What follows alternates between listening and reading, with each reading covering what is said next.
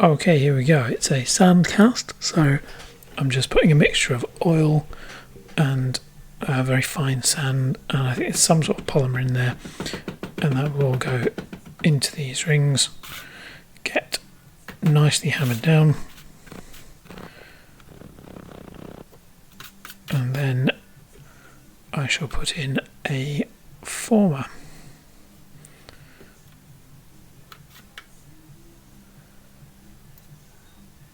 A little bit of talcum powder helps fill in just the tiny gaps, and also stops the mould, the sand sticking to itself in the mould, so when I put the top on it will come apart nicely, otherwise it can kind of fall apart and be a mess. So for this ring I'm using a very thin mould of, this is the right internal size, but the outside edge of the ring is going to be made in a slightly different way. Normally I would use a model of what I want, but this is an attempt to make a slightly different ring with a gnarly texture on the outside. And because the outside texture of the mould is sort of part of the design of the ring, I'm also having to try and find a way to fill the mould from the inside of the ring.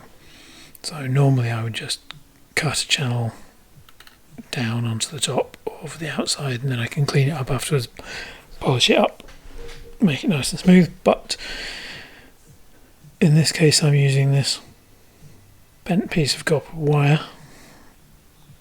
to form an inlet channel to pour the metal in, so that the exterior face of the ring remains, I was going to say clean, but not clean because you don't want it to be clean, remains textured.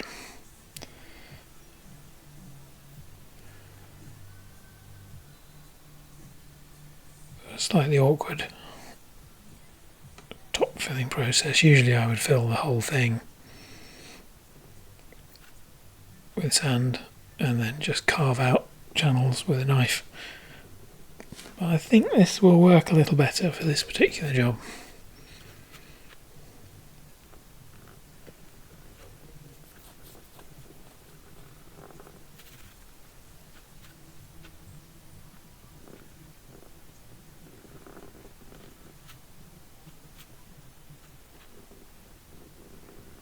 This is just the first attempt at casting this ring.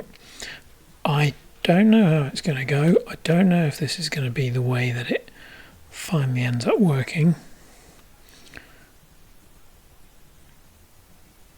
I'm getting this piece of copper out really tricky, because what it wants to do is break out and take a load of sand with it, make a right mess.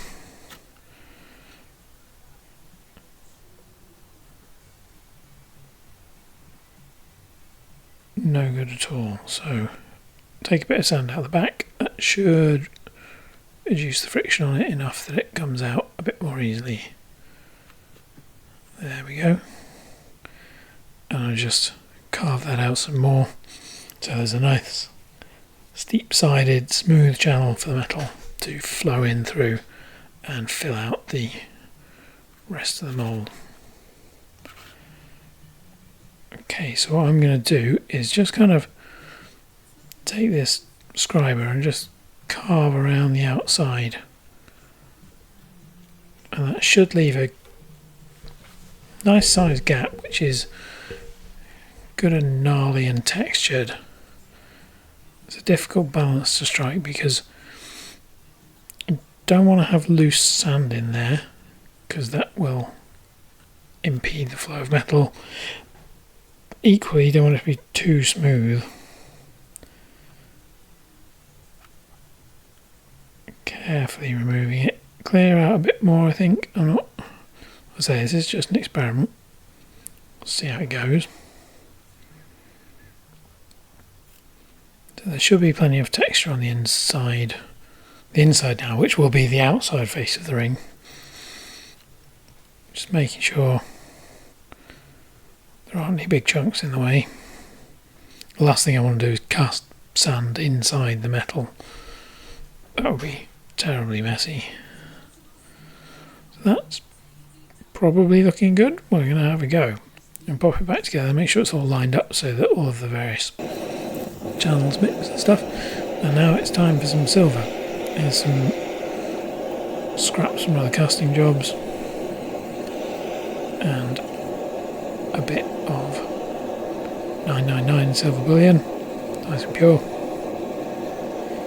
Pure silver is good for this because it flows very, very nicely and it doesn't take too much heat to get runny, so it's good for doing experiments with. Also, I have a lot of it, unlike gold, which I don't keep lying around because it's literally worth its weight in gold. Alright, so nice and runny. Just going to pour it in one smooth motion and hope it goes okay.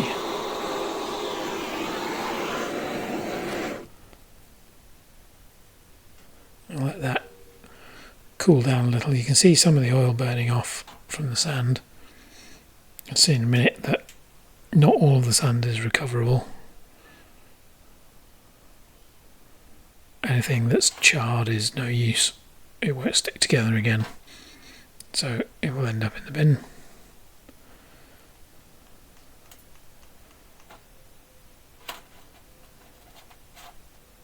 Still very hot. Important to remember not to get excited and pick up the casting with bare fingers.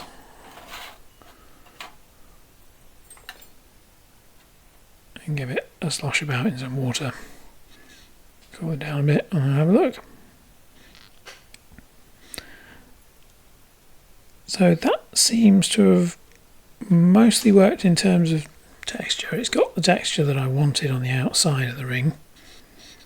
The shape isn't quite right. Give it a clean up and a polish and we'll see how it looks. First thing to do is to cut off the inlet channel.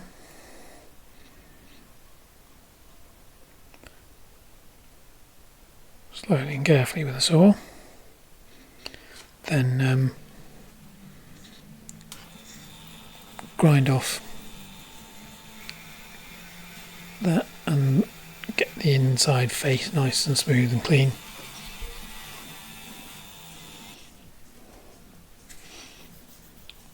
I'm just going to sand off the edges and now it goes in the tumbler.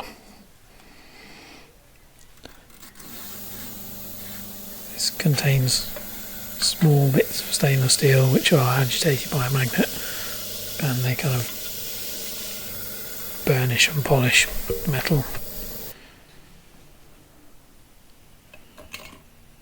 It's a good way to polish awkward shapes. It's not a final polish, but it's a good step along the way. You can see there the tiny little pins, and they're like 1/3 of a millimetre diameter. So they'll get into most little holes.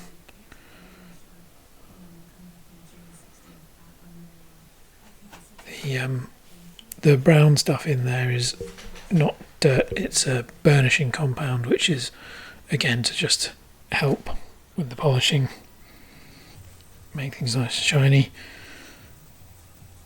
Give it a quick buff with some metal polish and a little finish polish with these radial discs. These are 0.1 micron and they will polish to mirror bright. And there's the finished piece. It's okay. It's sort of what I wanted in terms of texture. It's not the right shape. It's too thin. There's a bit of a, you see there's a bit of an angle to it because the scriber I used was conical. So not bad for a first go. Time to try again with a slightly different approach.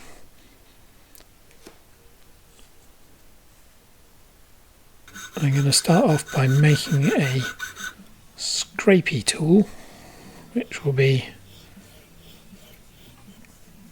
quite thin, and I'm going to texture it with with a saw and a file on the outside. So I'll drag that face around the sand, and that will hopefully provide some texture while still giving a nice bit of chonk to the ring. I tried gluing the copper on, it didn't work. So there's the tool. It's got a little notch on so I can feel when I'm 5.5mm deep, I think it was. But it's thicker than the scriber and it's not conical, so it should do a better job.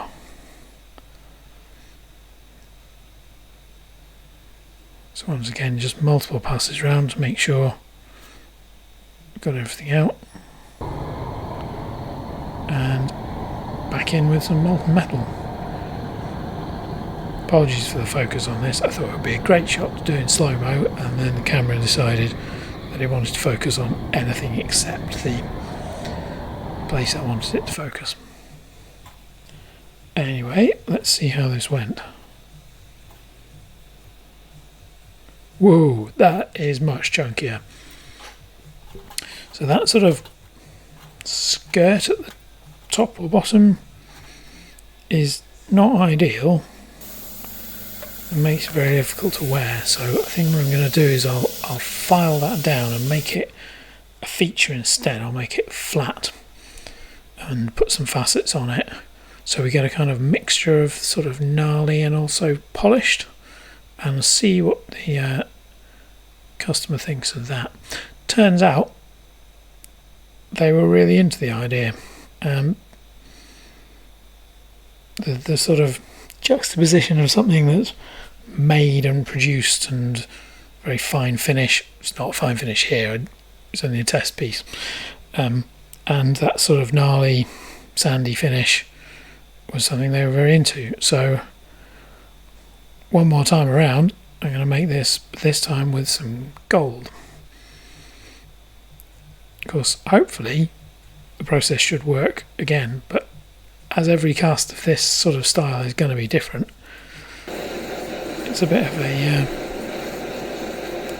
hit and miss situation. So this time, fresh out the cast with green gold, or Electrum, which is a mixture of gold and silver.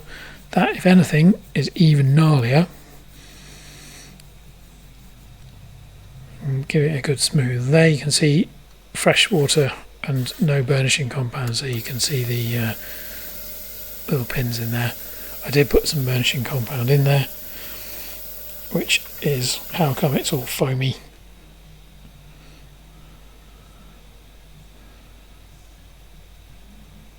And dig that out, give it some more polishes. There we go.